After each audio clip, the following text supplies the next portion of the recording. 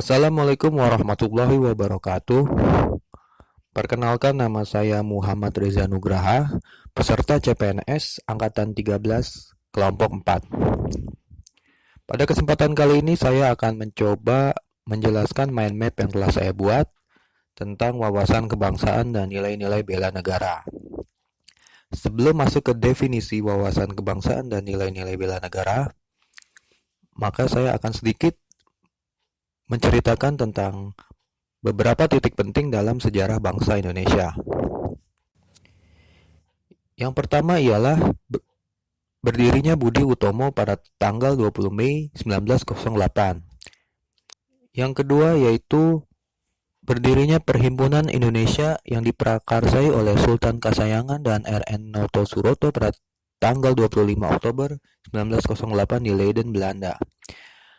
PI atau Perhimpunan Indonesia ini ialah organisasi pergerakan nasional pertama yang menggunakan istilah Indonesia dan menjadi pelopor kemerdekaan bangsa Indonesia di kancah internasional. Lalu selanjutnya adalah peristiwa Sumpah Pemuda yang terjadi pada tanggal 28 Oktober 1928.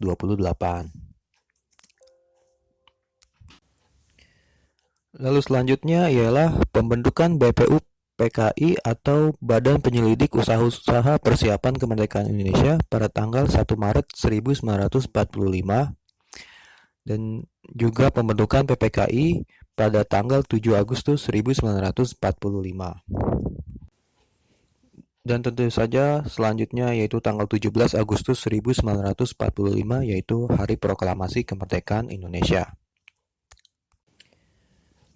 Lalu selanjutnya pengertian tentang wawasan kebangsaan. Apakah itu wawasan kebangsaan? Wawasan kebangsaan ialah cara pandang bangsa Indonesia dalam rangka mengelola kehidupan berbangsa dan bernegara yang dilandasi oleh jati diri bangsa dan kesadaran terhadap sistem nasional yang bersumber dari Pancasila, Undang-Undang Dasar 1945, Bhinneka Tunggal Ika, dan NKRI guna memecahkan berbagai persoalan yang dihadapi bangsa dan negara demi mencapai masyarakat yang aman, adil, makmur, dan sejahtera.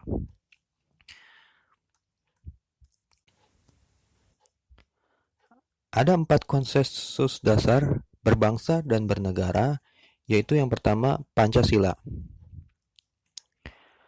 Selain berfungsi sebagai landasan bagi kokoh tegaknya negara dan bangsa, Pancasila juga berfungsi sebagai ideologi nasional, sebagai pandangan hidup bangsa, sebagai perekat atau pemersatu bangsa, dan sebagai wawasan pokok bangsa Indonesia dalam mencapai cita-cita nasional. Untuk menjaga, memelihara, memperkokoh, dan mensosialisasikan Pancasila, maka para penyelenggara negara dan seluruh warga negara wajib memahami, meyakini, dan melaksanakan kebenaran nilai-nilai Pancasila dalam kehidupan bermasyarakat, berbangsa, dan bernegara.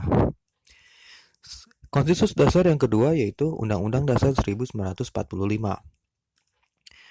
Di dalam negara-negara yang mendasarkan dirinya atas demokrasi konstitusional, UUD atau Undang-Undang Dasar ini memiliki fungsi yang khas, yaitu membatasi kekuasaan pemerintah sedemikian rupa, sehingga penyelenggaraan kekuasaan tidak bersifat sewenang-wenang. Dengan demikian diharapkan hak-hak warga negara terlindungi. Gagasan ini dinamakan konstitusionalisme. Yang ketiga yaitu Bhinneka Tunggal Ika.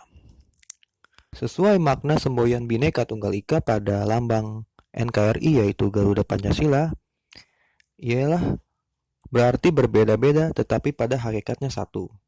Sebab meskipun secara keseluruhannya memiliki perbedaan, tetapi pada hakikatnya satu bangsa dan negara Republik Indonesia.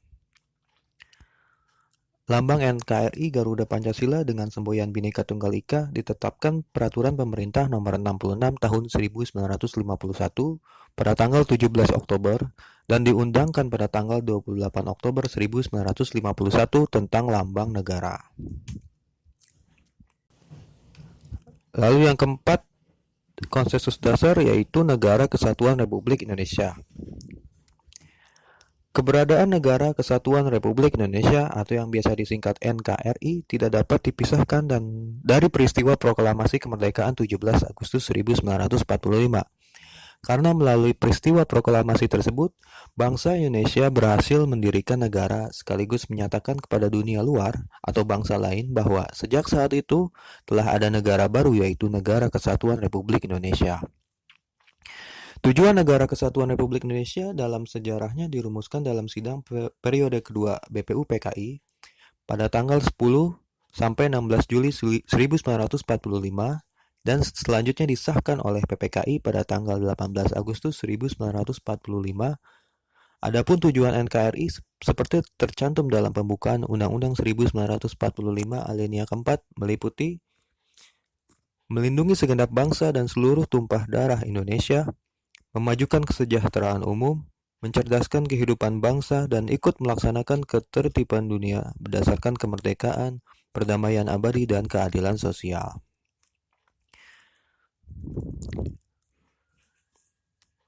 Selain konsensus dasar, Indonesia juga mempunyai identitas. Bendera, bahasa, dan lambang negara serta lagu kebangsaan Indonesia merupakan sarana pemersatu, identitas, dan wujud eksistensi bangsa yang menjadi simbol kedaulatan dan kehormatan negara, sebagaimana diamanatkan dalam Undang-Undang Dasar Negara Republik Indonesia tahun 1945. Bendera Negara Kesatuan Republik Indonesia yaitu bendera merah putih atau yang biasa disebut Sang Merah Putih.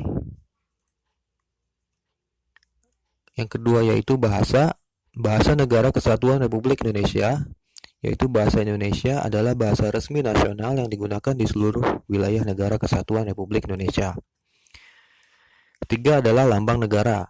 Lambang Negara Kesatuan Republik Indonesia adalah Garuda Pancasila dengan semboyannya Bhinneka Tunggal Ika. Lalu lagu kebangsaan Negara Kesatuan Republik Indonesia ialah Indonesia Raya. Keempat simbol tersebut menjadi cerminan kedaulatan negara di dalam tata pergaulan dengan negara-negara lain dan menjadi cerminan kemandirian dan eksistensi negara Indonesia yang merdeka, bersatu, berdaulat, adil, dan makmur. Dengan demikian, bendera, bahasa, dan lambang negara serta lagu kebangsaan Indonesia bukan hanya sekedar merupakan pengakuan atas Indonesia sebagai bangsa dan negara, melainkan menjadi simbol atau lambang negara yang dihormati dan dibanggakan warga negara Indonesia. Setelah wawasan kebangsaan, marilah kita masuk ke definisi dari nilai-nilai bela negara. Bela negara adalah tekad, sikap, dan perilaku serta tindakan warga negara baik secara perseorangan maupun kolektif dalam menjaga kedaulatan negara, keutuhan wilayah, dan keselamatan bangsa dan negara yang dijiwai oleh kecintaannya kepada Negara Kesatuan Republik Indonesia yang berdasarkan Pancasila dan Undang-Undang 1945 dalam menjamin kelangsungan hidup bangsa Indonesia dan negara dari berbagai ancaman. Ada 5 nilai dasar bela negara. Yang pertama ialah cinta tanah air, sadar berbangsa dan bernegara, setia pada Pancasila, rela berkorban untuk bangsa dan negara, dan kemampuan awal bela negara. Sebagai contoh cinta tanah air bagi ASN yaitu salah satu contohnya sebagai warga negara terpilih harus menjadi contoh di tengah-tengah masyarakat. Lalu selalu menjaga nama baik bangsa dan negara dalam setiap tindakan dan tidak merendahkan atau membanding-bandingkan bangsa Indonesia dari sisi negatif dengan bangsa-bangsa lainnya di dunia. Juga selalu berupaya untuk memberikan kontribusi pada kemajuan bangsa dan negara melalui ide-ide kreatif dan inovatif. Selalu mengutamakan produk-produk Indonesia baik dalam kehidupan sehari-hari maupun dalam mendukung tugas sebagai ASN. Juga menempatkan produk industri kreatif atau industri hiburan tanah air sebagai pilihan pertama dan mendukung perkembangannya. Yang kedua, sadar berbangsa dan bernegara bagi ASN, misalnya menjalankan tugas secara profesional dan tidak berpihak. Lalu membuat keputusan berdasarkan prinsip keahlian, serta memegang teguh prinsip netralitas ASN dalam setiap kontestasi politik, baik tingkat daerah maupun di tingkat nasional. Lalu mentaati melaksanakan dan tidak melanggar semua peraturan perundang-undangan yang berlaku di wilayah Negara Kesatuan Republik Indonesia, serta menjadi pelopor dalam penegakan peraturan atau perundangan di tengah-tengah masyarakat. Contoh setia pada Pancasila bagi ASN ialah memegang teguh ideologi Pancasila, menciptakan lingkungan kerja yang non-diskriminatif, memelihara dan menjunjung tinggi standar etika yang luhur, menjadi contoh bagi masyarakat dalam pengamalan nilai-nilai Pancasila di tengah kehidupan sehari-hari. Lalu rela berkorban untuk bangsa dan negara bagi ASN yaitu memberikan layanan kepada publik secara jujur, tanggap, cepat, tepat, akurat, berdaya guna, berhasil guna, dan santun. Lalu bersedia mengorbankan waktu, tenaga, dan pikirannya untuk kemajuan bangsa dan negara sesuai dengan tugas dan fungsi masing-masing.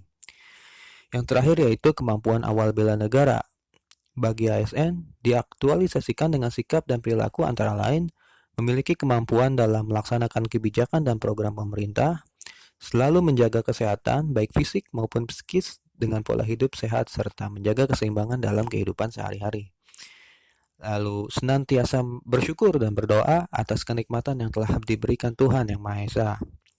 Senantiasa menjaga kesehatannya dan menghindarkan diri dari kebiasaan-kebiasaan yang dapat mengganggu kesehatan. Tentunya sebagai aparatur negara, ASN memiliki kewajiban untuk mengimplementasikan dalam pengabdian sehari-hari. Itu saja yang dapat saya paparkan mengenai wawasan kebangsaan dan nilai-nilai bela negara dalam bentuk mind map. Semoga dapat bermanfaat bagi teman-teman sekalian. Terima kasih. Wassalamualaikum warahmatullahi wabarakatuh.